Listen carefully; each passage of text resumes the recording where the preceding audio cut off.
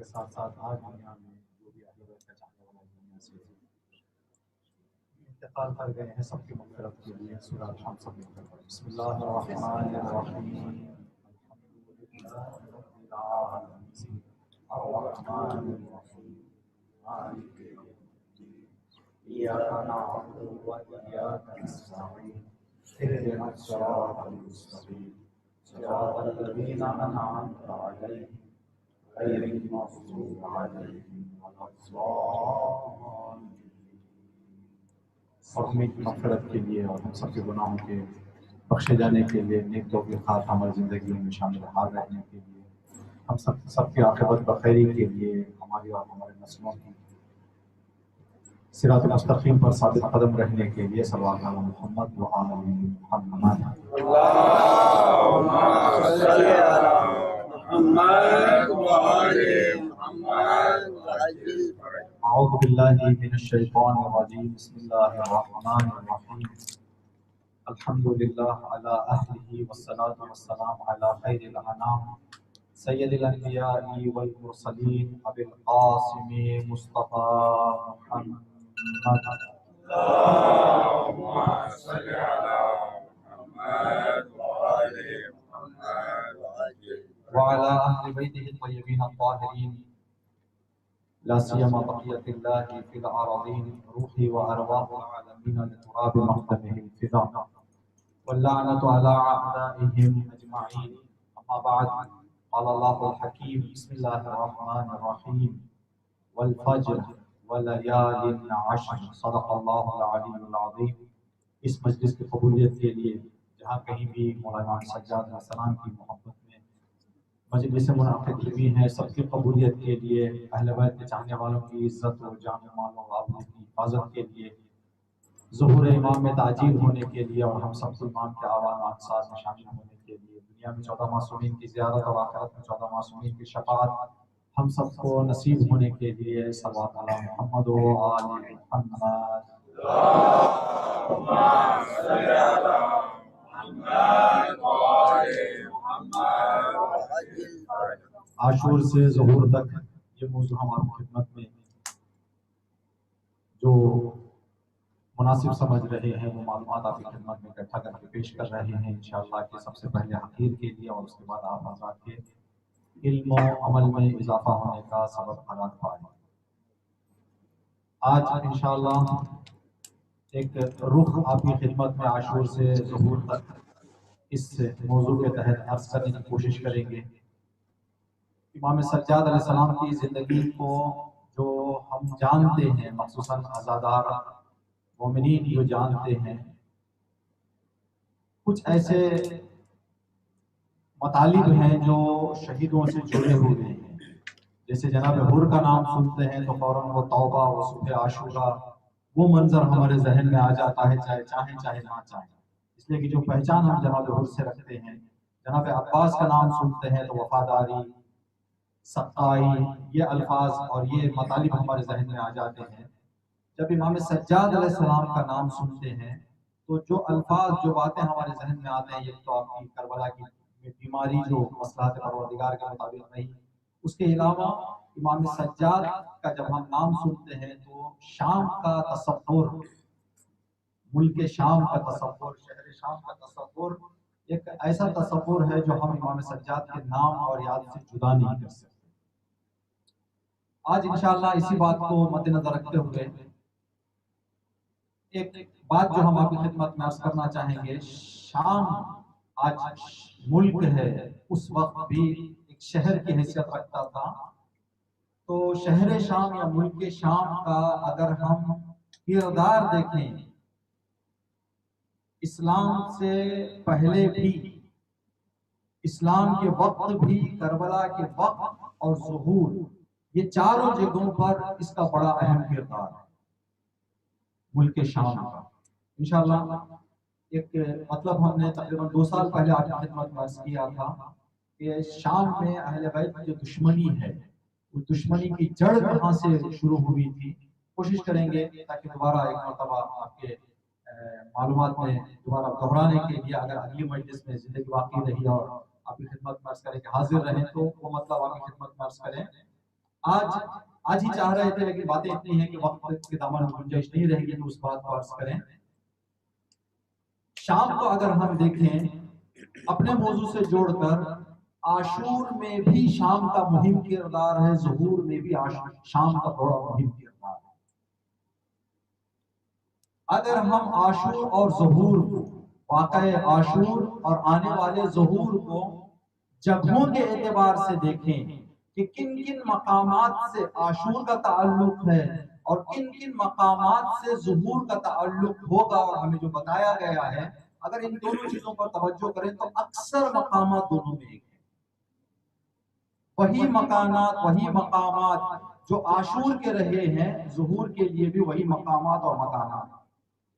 مثال کے طور پر جیسے ہی امام حسین علیہ السلام نے یزید کی بیعت کا انکار کیا تو سب سے پہلا مقام جہاں کے لیے امام نے انتخاب کیا اپنے قیام کے لیے، شہر مکہ.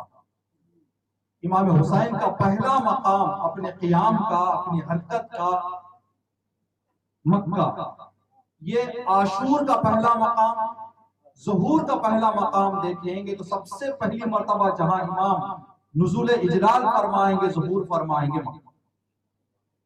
عاشور کا پہلا مکان ہے مکہ، ظہور کا پہلا مکان ہے مکہ. امام تقریباً 4 مہینے 10 دن کے لگ بھگ مکے میں رہے.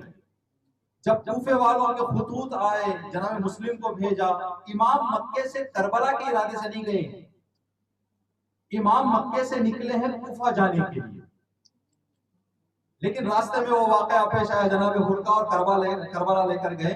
تو امام حسین علیہ السلام مکہ چھوڑے ہیں کوفہ جانے کے لیے، امام ظہور بھی مکہ چھوڑیں گے، کوفہ جائیں گے. امام حسین کی حرکت ادھوری رہ گئی. امام مہدی جا کر کو بتائیں گے کہ جو عاشور کی ادھوری حرکت ہے اس کا تکمیل میں کر رہا ہوں، اسے پورا میں کر رہا ہوں. اب امام حسین علیہ السلام جب کوفہ کا ارادے سے پہنچے تو کوفے سے اگلا جو مکان جہاں پر قافلہ حسینی عاشور کا قافلہ پہنچا وہ شام. امام ظہور بھی کوفے کے بعد جہاں پہنچیں گے شام. مکہ کوفہ شام، مکہ کوفہ شام. شام اگر عاشور سے دیکھیں، سارے عاشور کے ظلموں کو جہاں سے ادارہ کیا جا رہا تھا، مینج کیا جا رہا تھا، حکم جہاں سے دیا جا رہا تھا وہ تھا شام. امام جب پہنچیں گے تو اسی سارے حکموں کا بدلہ لینے کے لیے پہنچیں گے شام. تو اب یہ بات آپ کے ذہن میں رہے. اب یہاں سے جس امام کی شہادت کا یاد میں ہم بیٹھے ہوئے ہیں، اس امام سے اگر ہم دیکھیں تو چوتھے امام کی ایک روایت ہے. امام سجاد علیہ السلام فرماتے ہیں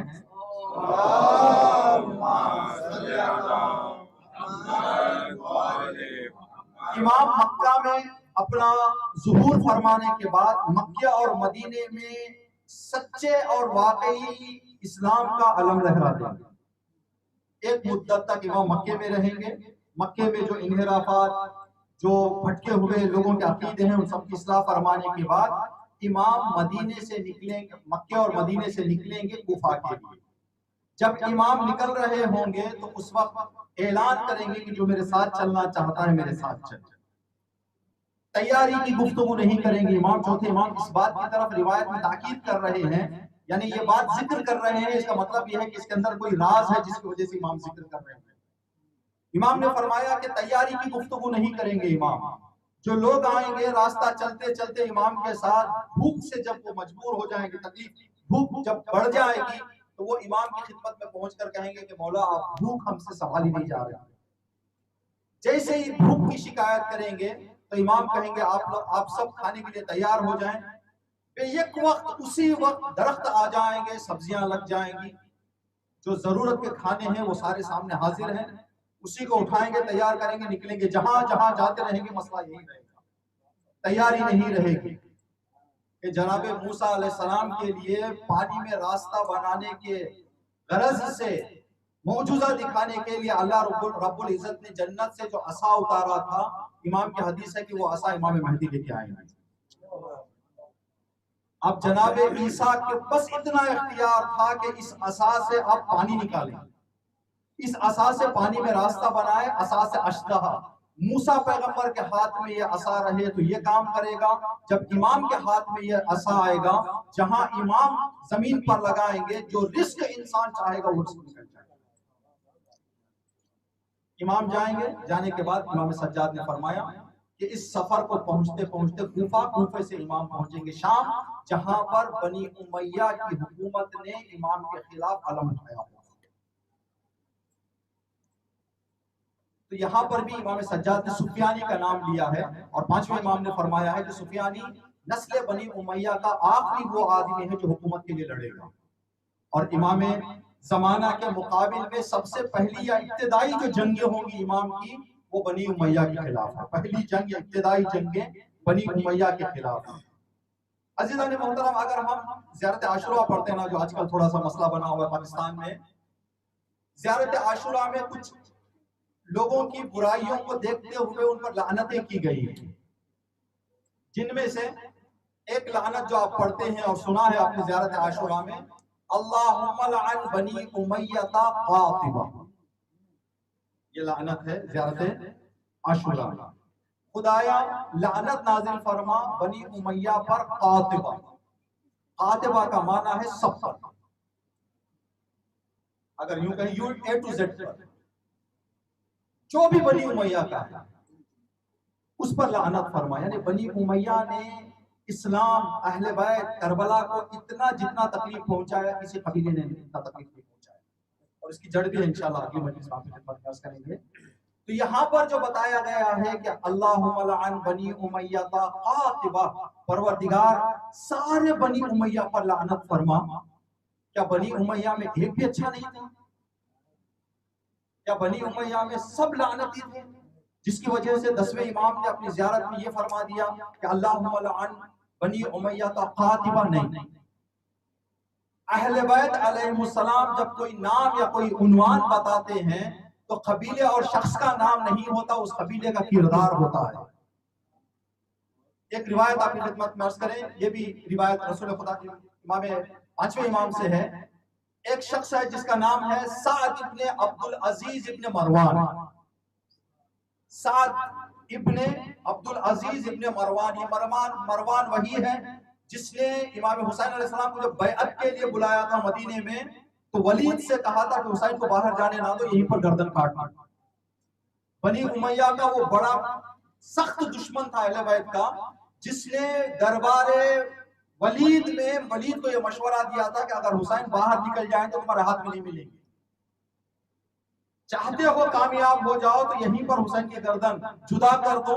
تو امام حسین نے گریبان پکڑ کے فرمایا کہ کس کو موت سے تو ڈرا رہا ہے؟ مروان۔ دوسرے دن راستے میں مل کر فرمایا، اس نے مروان نے کہا امام حسین علیہ السلام سے کہ یبن رسول اللہ، میں دیکھ رہا ہوں اگر آپ جان بچانا چاہتے تو یزید کے ہاتھ میں ہاتھ ملا۔ یزید کی بیعت سے انکار آپ کے اور آپ کے گھر والوں کی جان پر بات آ جائے گی۔ تو امام حسین نے جو جملہ فرمایا تھا وہاں پہ، مثلی لا یبایع مثل یزید، مجھ جیسا یزید جیسے کی بیعت کر ہی نہیں سکتا، تم سوچتے ہی رہ جاؤ۔ تو حسین کبھی یہ سوچیں گے۔ اس مروان کا پوتا سعد ابن عبد العزیز ابن مروان، پانچویں امام کا بہت قریبی صحابی، پانچویں امام، اس نے اپنے بابا کی بیعت نہیں کی۔ سعد جب بالغ ہوا، تھوڑا سا شعور کو آیا تو اپنے گھر والوں کے خلاف قدم اٹھاتے ہوئے امام سجاد کی بیعت کی۔ امام سجاد کو امام ماننے لگا، امام سجاد کے بعد پانچویں امام کو امام ماننے لگا، پانچویں امام کے بعد چھٹے امام کو امام ماننے لگا۔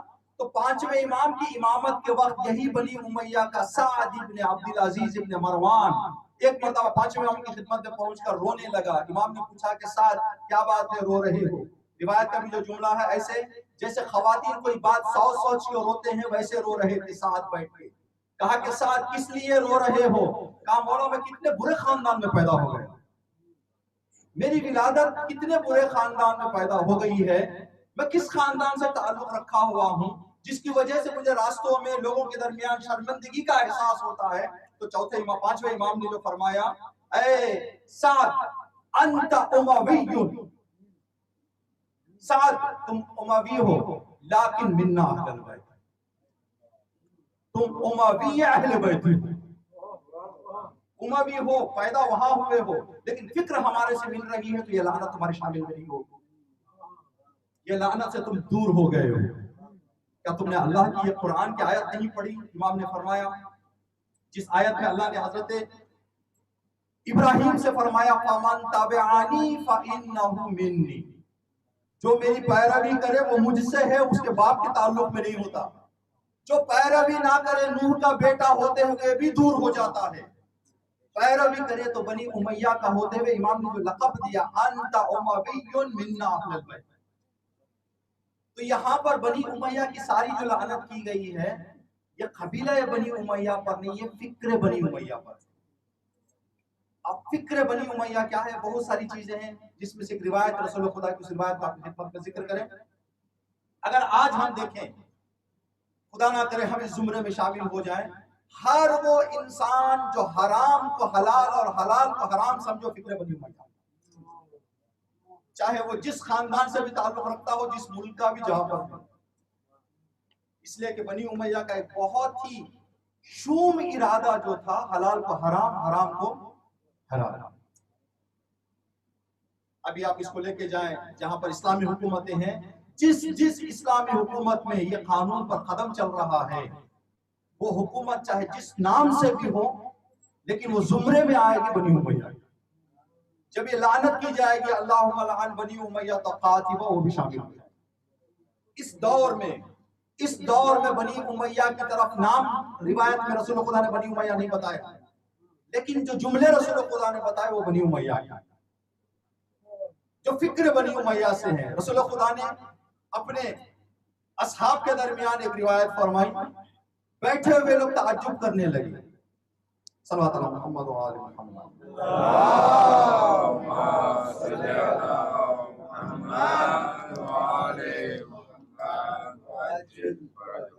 قال کیف انتم کیف بکم اذا فسد نساءکم وفسق شبانکم، اس دور کے مسلمانوں کا کیا عالم ہوگا؟ رسول اپنے دور میں فرما رہے ہیں اس دور کے مسلمانوں کا کیا عالم ہوگا جس دور کی خواتین گناہ کرنے لگیں گی، بچے جوان کھل کے گناہ کریں گے، فسوق جوانوں میں آ جائے گا، فساد گمراہی خواتین میں آ جائے گا۔ جب رسول اللہ نے یہ جملہ فرمایا، جو لوگ بیٹھے ہوئے تھے ان میں سے ایک نے فرمایا یا رسول اللہ کیا ایسا ہوگا کہ مسلمان خواتین فساد میں چلے جائیں گے، مسلمان نوجوان کھل کے گناہ کریں گے؟ تو پیغمبر اسلام نے فرمایا بل شر من ذالک، اس سے بھی خطرناک حالات ہونے والے ہیں۔ یا رسول اللہ وہ خطرناک حالات کیا ہیں؟ فرمایا پیغمبر اسلام نے لم تأمرون بالمنکر وتنہون عن المعروف، زمانہ ایسے آ جائے گا کہ گھر والے گھر والوں کو، باپ بیٹے کو، بھائی بھائی کو معروف نیکیوں سے روکیں گے، برائیوں کی طرف بھیجیں گے۔ یہ بنی امیہ ہے، فکر بنی امیہ ہے۔ نیکیوں سے روکیں گے، برائیوں کی طرف باپ بیٹے کو بھیجے گا، بیٹا باپ کو کہے گا کہ بابا یہ نہ کرے یہ کرے، معروف سے راستہ روک کے منکر کی طرف رغبت دلائی جائے گی، شوق دلایا جائے گا۔ راوی کہتا ہے یا رسول اللہ یہ بھی ہوگا؟ بل شر من ذالک، اس سے بھی خطرناک ہونے والا ہے۔ یا رسول اللہ اس سے خطرناک کیا ہے؟ تو پیغمبر اسلام نے فرمایا کہ حلال کو حرام سمجھ لیں گے، حرام کو حلال سمجھ لیں گے۔ یہ جو فکر ہے یہاں پر نام رسول اللہ نے نہیں بتایا کہ بنی امیہ ہے، دیکھیے فکر بنی امیہ، فکر بنی امیہ۔ تو امام بنی امیہ جو شام جائیں گے، امام ظہور امام مہدی علیہ السلام مقابلہ کرنے کے لیے، بنی امیہ مطلب لوگ نہیں ہیں، فکر بنی امیہ ہے، جس کو پہلا اس کا جو علم اٹھائیں گے شام کے سرحد پہ اٹھایا جائے گا تو امام وہاں پر جائیں گے، ان کے ساتھ مقابلہ کریں گے۔ اب کس طرح سے مقابلہ کریں گے، کیسے؟ یہاں پر کچھ روایتیں ہم نے آپ کی خدمت میں حاضر کرنے کے لیے تیار کی ہے کہ جب امام پہنچیں گے شام، کوفے میں امام مکے میں آئیں گے، مکے سے کوفے میں آ کر امام کی حکومت کا پائے تخت ہوگا کوفہ، 12ویں امام کی حکومت کا کیپٹل ہوگا کوفہ۔ کوفے سے امام شام کی طرف جائیں گے، جب امام شام کی طرف جائیں گے تو سفیانی وہاں امام کے خلاف علم لے کے کھڑا ہوگا جو امام کے ساتھ جنگ کرنے کے لیے تیار ہے. جب امام وہاں پہنچیں گے تو امام سجاد علیہ السلام کی ایک روایت ہے جس میں امام نے فرمایا کیا 12ویں امام جب مقابلے کے لیے جائیں گے بنی امیہ کے کیا معجزے سے جنگ کریں گے یا نارمل جنگ؟ مطلب جیسے کربلا میں جنگ ہوئی ہے ویسی جنگ ہوگی یا امام وہاں پہ معجزہ کریں گے؟ اس لیے کہ آخری حکومت ہے، معجزہ نہیں کریں گے امام. جو کچھ ہے ہم سے یہ پوچھیں گے کہ جو سبق عاشور میں تم نے سیکھا ہے یہاں پر پس گر سیکھا تھا گر بن کے بتاؤ، حبیب سنا تھا حبیب بن کے بتاؤ. امام معجزہ نہیں کریں گے. جو واقعہ امام سجاد علیہ السلام نے بتایا ہے ایسے لگتا ہے کہ امام حسین کی جگہ امام مہدی ہیں، اصحاب امام حسین کے اصحاب کی جگہ جو اس کوالٹی کا ہوگا وہاں پر جائے گا. اور مولا کائنات نے اس واقعے کی طرف اشارہ کرتے ہوئے اپنے دور میں ایک بات بتائی. کہا جب امام آمنا سامنا ہو، ایک طرف 12ویں امام کا لشکر ہے امام ظہور کا، ایک طرف سفیانی کا لشکر ہے، بالکل منظر ویسے ہوگا جو لوگ کربلا سن چکے ہیں اگر اس منظر کو دیکھیں ایسے لگے گا جیسے ہم دشت کربلا میں. ایک طرف کم لشکر ہے 12ویں امام کے ساتھ، ایک طرف لاکھوں کا لشکر ہے سفیانی کے ساتھ، تلواروں اور ہتھیاروں سے لیس ہے. ادھر ضرورت کے حد تک کیا ہتھیار ہیں. جب مکے اور کوفے سے امام اعلان کریں گے کہ میں شام جا رہا ہوں انتقام کے لیے، تو بہت سارے لوگ امام کے ساتھ اس جگہ تک پہنچیں گے جہاں دو لشکر کا آمنا سامنا ہو. پھر مولا کائنات نے فرمایا جب یہاں پہنچیں گے تو اس دن جب یہ منظر پیش آئے گا تو مولا کائنات نے فرمایا ذالک یوم الابدال، رد و بدل کا دن ہے. یہ دن امام مولا کائنات نے فرمایا رد و بدل کا دن ہے. کیا مطلب ہے رد و بدل کا دن؟ ادھر کے ادھر آ جائیں گے، ادھر کے ادھر چلے جائیں گے. جو لوگ مکے سے 12ویں امام کے ساتھ شام تک پہنچے ہیں ان میں سے چند لوگ امام کو چھوڑ کر سفیانی لشکر میں چلے جائیں گے، اور سفیانی لشکر جو تیار ہو کر آئے ہیں امام سے مقابلہ کرنے کے لیے، ہر جو ہوں گے اس لشکر کے وہ امام مہدی کے ساتھ ملیں گے. اس دن کو امام نے فرمایا ذالک یوم الابدال، یہ بدلنے کا دن ہے، جگہ بدلنے کا دن ہے. اس لیے عزیزان گرامی ہمیں اس دور میں جس دور میں ہم زندگی کر رہے ہیں جس بات کی طرف زیادہ توجہ کرنے کی ہدایت ہم سب کو دی گئی ہے وہ یہ ہے کہ امام کو جتنا ہو سکے اتنا پہچانو. معرفت امام، معرفت امام، امام کے بارے میں جتنی معلومات حاصل کر سکتے ہیں. جو گزارش ہے آخر کی ہم اپنے لیے بھی آپ کے لیے بھی، جب بھی آپ کے پاس فری ٹائم ہے جس میں آپ چاہتے ہیں کہ کچھ سنیں کچھ پڑھیں تو کوئی کتاب، کوئی ویڈیو، کوئی ایسی چیز جو ایک اچھے عالم کی ایک اچھی کتاب جس میں 12ویں امام کے بارے میں آپ سنتے رہیں تاکہ ہماری معرفت امام کے حوالے سے زیادہ ہو جائے، تاکہ ان لوگوں میں سے ہم ہوں جو امام کے ساتھ جائیں تو امام کے ساتھ رہیں. کہ ایسے نہ ہو. جو دعائیں ہیں ایک دعا صرف آپ کی خدمت میں عرض کریں گے. انس ابن مالک یا مالک ابن انس 5ویں امام کے چھٹے امام کے صحابی ہیں. امام کی خدمت میں پہنچے تو امام نے غیبت کے مشکلات بیان کیے کہ یہ بدلیں گے لوگ. تو کہا کہ مولا میں کیا کروں کہ میں نہ بدلوں، میں اسی لشکر میں رکا رہا ہوں. تو امام نے فرمایا کہ اگر اسی لشکر میں رکے رہنا چاہتے ہو ایک جملے کی دعا میں تمہیں تعلیم دے رہا ہوں، اس کو سمجھ کے زیادہ پڑھا. مولا کیا دعا ہے؟ وہ دعا جو ہم لوگ پڑھتے ہیں بہت آپ نے سنا ہے، یا اللہ یا رحمان یا رحیم یا مقلب القلوب ثبت قلبی علی دینک. 5ویں امام نے بتایا کہ اس دعا کو زیادہ پڑھا کرو کہ خدایا میرا دل تیرے دین پر ثابت قدم رہے. کس وقت انسان کا دل دین پر ثابت قدم رہے گا؟ جب انسان دین کو پہچانے گا. اگر دین کو نہ پہچانے انسان تو آیت اللہ محسن قرآتی کا ایک خوبصورت تھوڑے سے آسان زبان میں گفتگو کرتے ہیں. انہوں نے فرمایا کہ اگر کوئی بھی انسان یہ دیکھنا چاہتا ہے کہ اس کا ایمان کی کیا قیمت ہے، مارکیٹ میں کیا قیمت ہے اس کے ایمان کی، آدمی خود سمجھ سکتا ہے. یہ دیکھیں کتنے کے فائدے کے لیے گناہ کر رہا ہے. بعض لوگ ہیں 5000 کے لیے گناہ نہیں کرتے، 50,000 کی بات آ گئی تھوڑا لڑکھڑا جاتے ہیں. 5 لاکھ کی بات آ گئی، کچھ لوگوں کا ایمان 5,000 کا ہے، کچھ کا 50 کا، کچھ کا 5 لاکھ کا. کربلا میں 5 لاکھ نہیں، یہ کہہ رہے تھے 1000 جانیں قربان ہم نہیں جائیں۔ جو کربلا میں آئے تھے جناب زہیر نے کہا تھا کہ مولا مجھے قتل کر دیں، ٹکڑے ٹکڑے کر دیں، میرے جنازے کو آگ لگا دیں، میرے جنازے کی خاک کو ہواؤں میں بکھیر دیں۔ اتنا سارا دکھ درد تکلیف دیکھنے کے بعد پھر مجھے حیات دی جائے اور کہے کربلا جاؤ گے ایسا 1000 مرتبہ کیا جائے تو بیاؤ۔ یہ 1 لاکھ 2 لاکھ والے دیے ہیں، ایسے ثبت قلبی علی دین کیے ہیں۔ اس عاشور میں ایسے تھے تو اس ظہور کے لیے بھی تقریباً ایسوں کی ضرورت ہے، ایسوں کی ضرورت ہے۔ اسی لیے اماموں نے فرمایا ہے کہ آخری دور میں اس دعا کو زیادہ پڑھا کرو۔ کل بھی ہم نے آپ کی خدمت ایک نمونہ عرض کیا تھا کہ کس طرح سے ہم کیسے اپنے آپ کو تیار کریں ظہور کے لیے۔ ایک اور شہید کا آپ کو ذکر کریں گے جو ہم نہیں سنتے، خدا ہمیں ان شہداء کے نقش قدم پر چلنے کی توفیق عطا کرے۔ صلوات علی محمد و آل محمد۔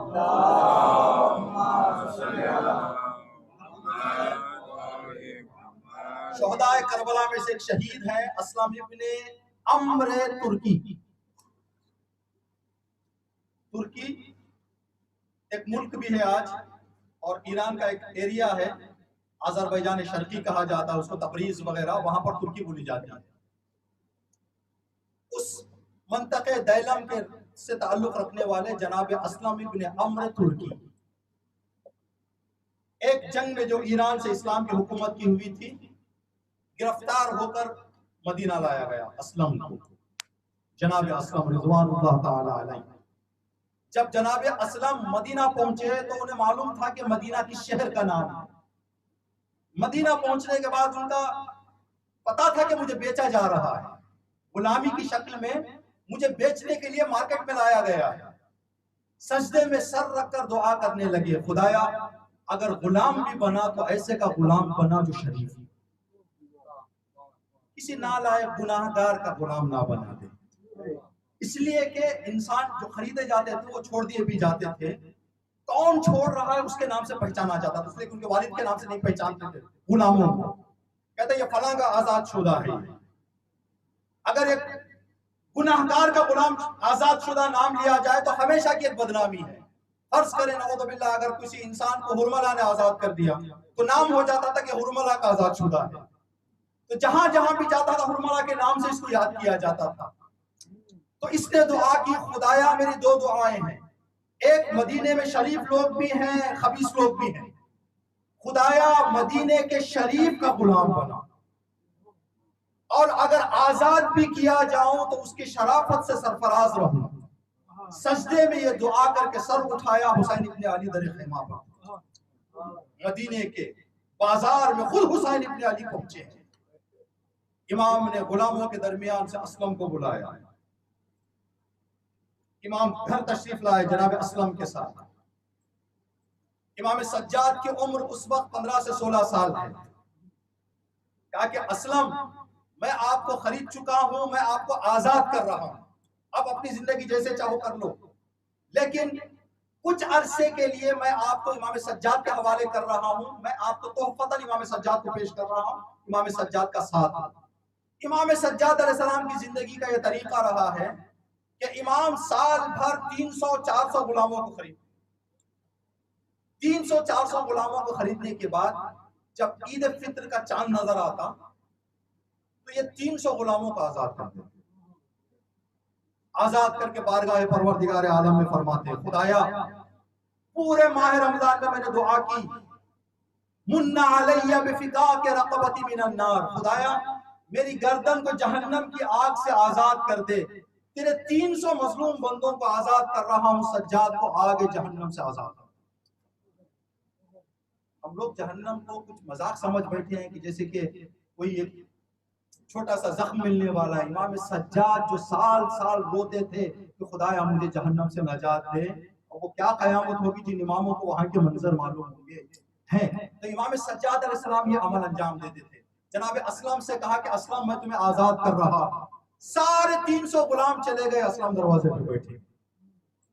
مولا جو کیف اس در کی غلامی میں ہے وہ آزادی میں نہیں ہے، مولا اگر شرف عطا کریں تو در کی غلامی کرتا رہوں، آزاد ہوں، میری مرضی ہے، میری مرضی ہے، میں آپ کے در پہ رہوں گا، آپ کی خدمت کرتا رہوں گا۔ کہا اسلم اگر آپ چاہ رہے ہو تو بسم اللہ۔ کچھ ایسے ہیں جو گئے نہیں ہیں، جب امام آزاد بھی کرتے تھے کربلا بھی آئے، جناب جون کو امام نے فرمایا چلے جاؤ۔ جون نے کہا کہ مولا یہاں کی غلامی بادشاہی سے کم نہیں ہے، جو شرف جو عزت یہاں غلاموں کو مل رہا ہے وہ لوگوں کی بادشاہ بھی نہیں لے رہے ہیں۔ مولا جناب فضا کو کہا چلے جاؤ، نہیں گئی جناب فضا، جناب اسلم نہیں گئے۔ امام حسین کی خدمت میں پہنچے، آ کے کہنے لگے کہ مولا میں تھوڑا اچھا خوبصورت لکھ لیتا ہوں، میری لکھائی اچھی ہے۔ امام نے فرمایا شاباش اسلم، جب مجھے کوئی کام لکھنے کا پڑ جائے تو میں آپ کو بلاؤں گا اور آپ سے کام لوں گا۔ جناب اسلم آج آپ تاریخ اٹھا کے دیکھیں تو 3 ناموں سے پہچانے جاتے ہیں، غلام امام حسین، کاتب امام حسین، قاری امام حسین۔ جب امام حسین کو قرآن سننے کا من کرتا تو جناب اسلم سے فرماتے اسلم قرآن کو تھوڑا سنو، تلاوت کرو، قرآن کی ثواب لیں گے۔ امام اگر کسی کے زبان سے قرآن پڑھائیں، قاری سے نہیں پڑھاتے، عامل سے پڑھواتے ہیں، جو قرآن پر عمل کرے اسی کو امام قاری کہتے، ورنہ قرآن پڑھنے والوں کو قاری نہیں کہتے۔ ورنہ روایت میں ہے کہ رب تالی القرآن والقرآن یلعنہ، کتنے ایسے قرآن کے قاری ہیں جو وہ قرآن کی قرآت کرتے ہیں تو قرآن ان کو الٹے لعنت کرتا ہے۔ اے قاری قرآن پڑھ رہا ہے کہ لوگوں کے ساتھ اچھا برتاؤ کرو، برا برتاؤ کرتا ہے لعنت۔ اے قاری وقت پر نماز پڑھنے کی آیت پڑھتا ہے، نماز کی پابندی نہیں رکھتا، لعنت خدا کے مجھ پر۔ قرآن لعنت کرتا ہے انسان پر۔ اگر امام نے کسی کو قرآن پڑھنے کی اجازت دی ہے تو وہی ہے جو قرآن پر ہو بہو عمل کرتا ہے۔ امام سجاد علیہ السلام کی ایک روایت ہے، امام سجاد فرماتے ہیں کہ خدا اس بندے سے کبھی راضی نہیں ہوتا جو امام کے سیرت، امام کے سنت کو تو لے لے، سیرت کو چھوڑ دے۔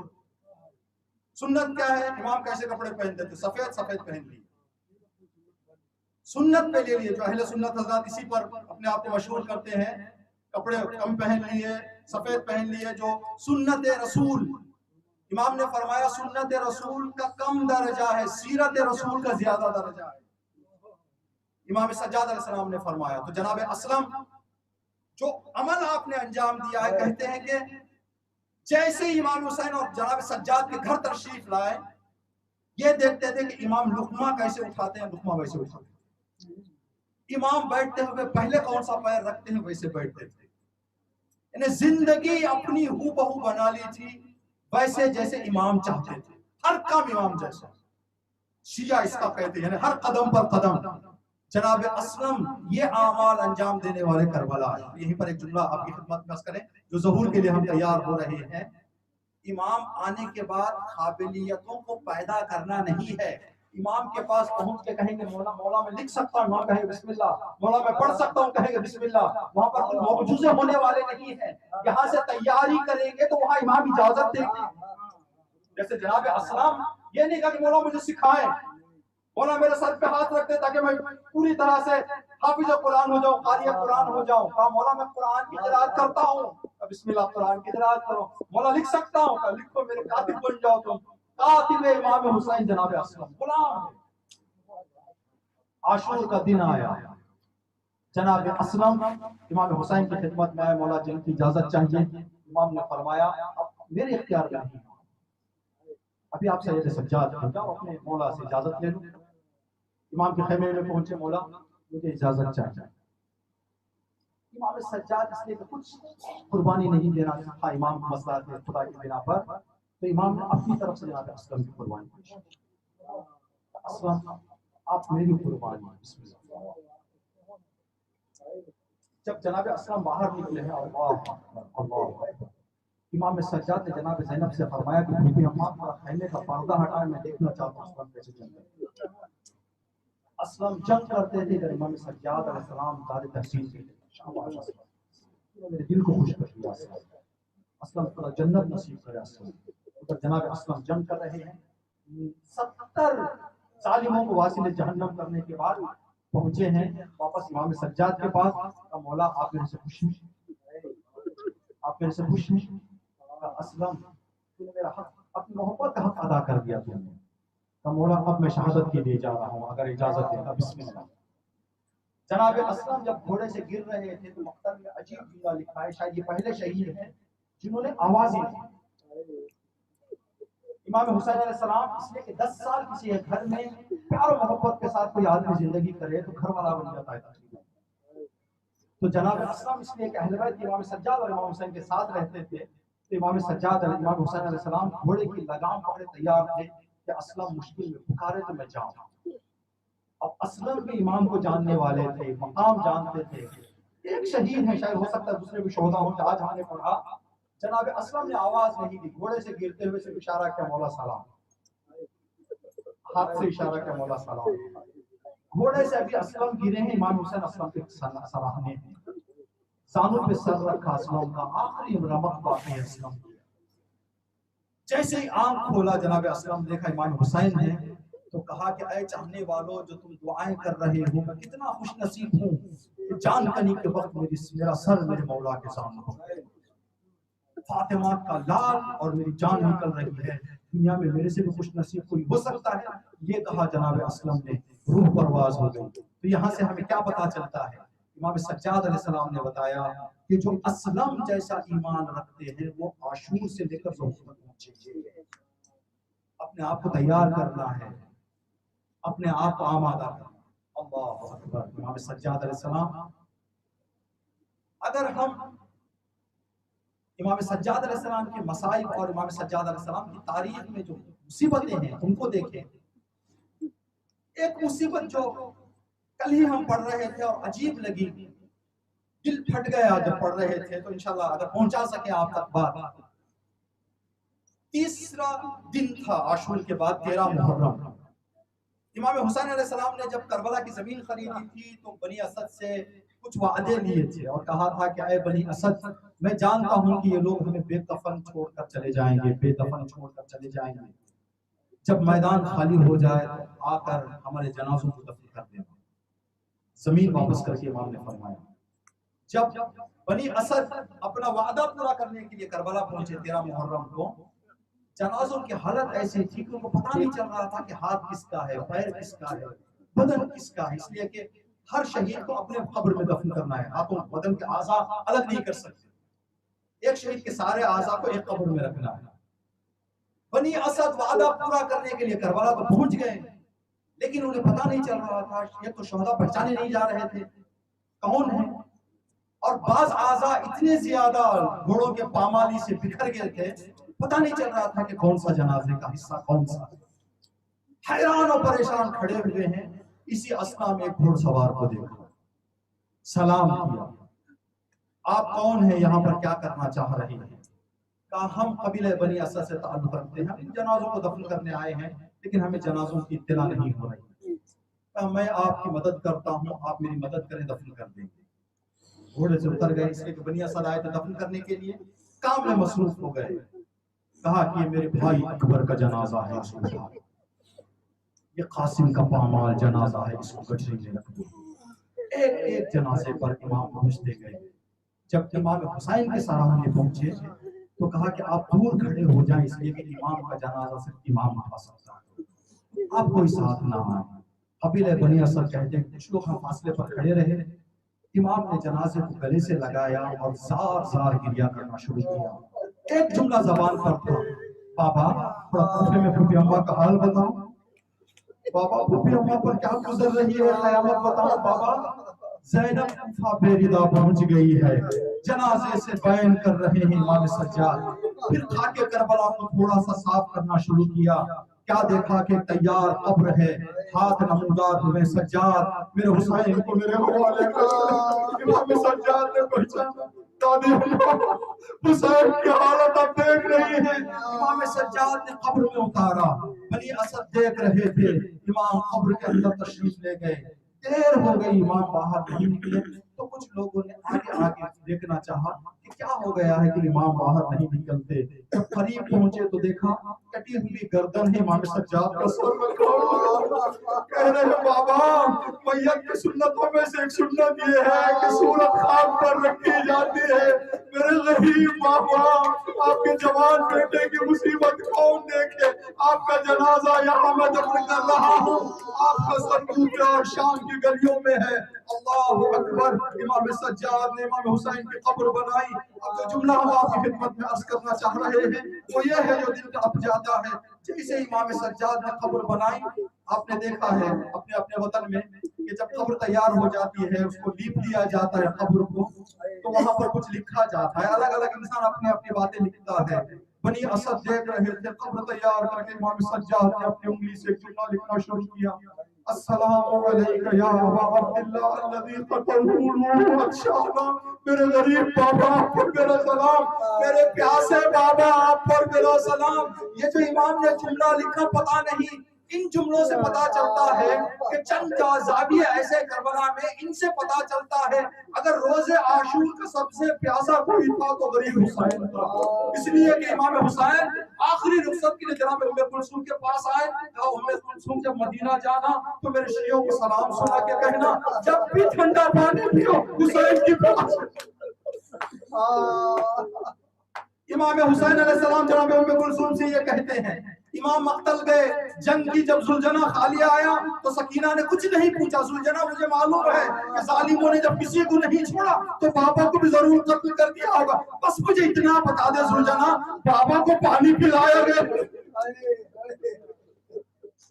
جب امام سجاد قبر پر لکھ رہے ہیں السلام علیکہ یا ابا عبداللہ الذی قتلوه عطشانا, اب یہی مسئلہ جب امام زمانہ ظہور فرمائیں گے تو پہلا جملہ جو کہیں گے اپنا تعارف کرواتے ہوئے انا ان جدی الحسین قتلوه عطشانا, میرے جد حسین کو پیاسا شہید کیا گیا.